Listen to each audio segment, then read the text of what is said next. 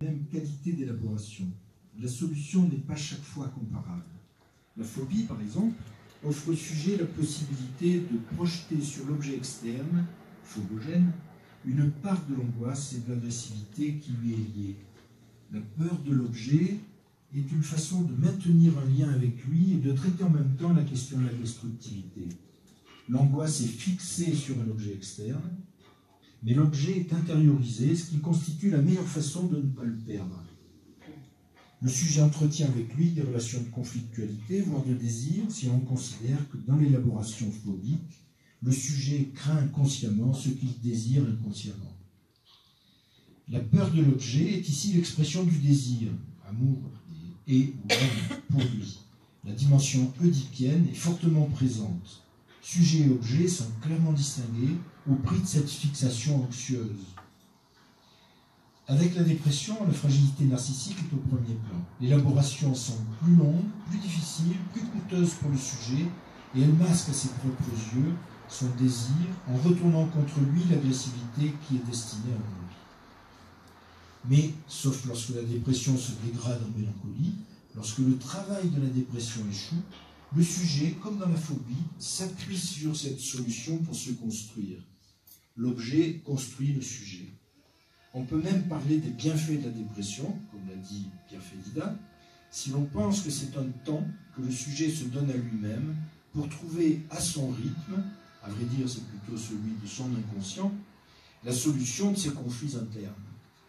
Malgré ses voiles, ses affres, la dépression est une solution porteuse d'avenir pour le sujet, si, encore une fois, elle reste dans le registre névrotique.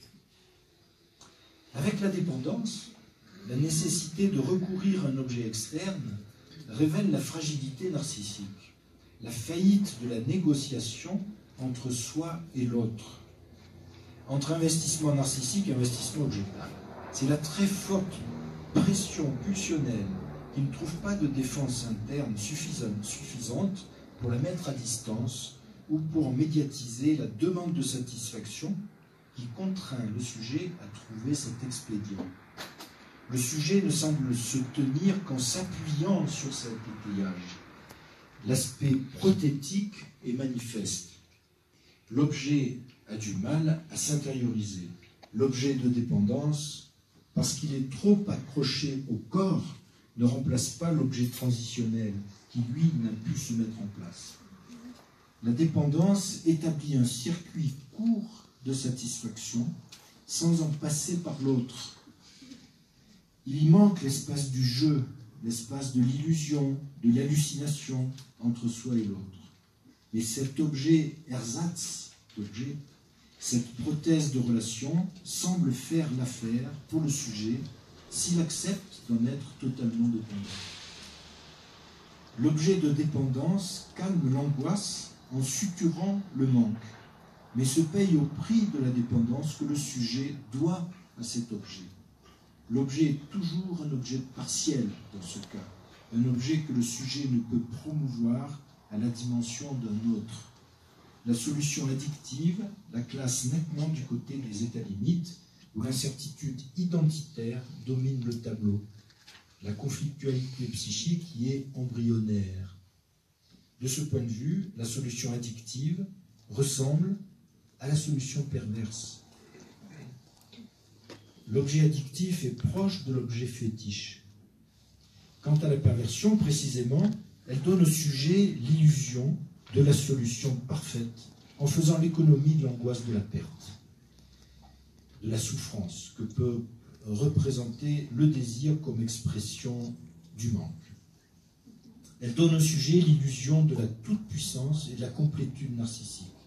Mais elle est tellement narcissique qu'elle en sacrifie l'autre, qu'elle réduit l'objet à un instrument de sa jouissance. Privé de l'apport de l'objet dans la relation intersubjective, le mode de fonctionnement pervers est relativement pauvre et présente des rigidités telles que le sujet est obligé d'en passer par des scénarios ritualisés, chaque fois identiques, sous peine d'éprouver une angoisse catastrophique d'anéantissement. Humainement, c'est la pire des solutions parce qu'elle aliène le sujet et son objet à son scénario, dans une mise en scène toute narcissique où l'altérité est exclue et où la recherche de satisfaction est impérative et ne souffre aucun délai, aucune faille. La jouissance est à ce prix. Économiquement, c'est une solution qui s'avère plus coûteuse qu'il n'y paraît initialement.